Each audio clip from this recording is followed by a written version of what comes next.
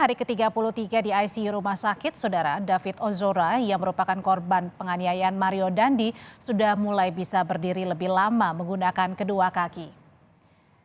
Juru bicara keluarga Rustam Hatala bilang David sudah bisa melakukan perintah sederhana walau lama menangkap respon.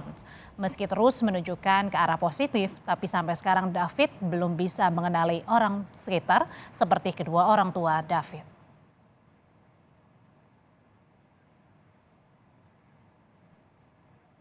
Keluarga David Ozora terus memantau proses hukum penganiayaan yang dilakukan ketiga tersangka Mario Dandi, Shen, dan pelaku AG, termasuk dugaan upaya meringankan hukuman pelaku penganiayaan.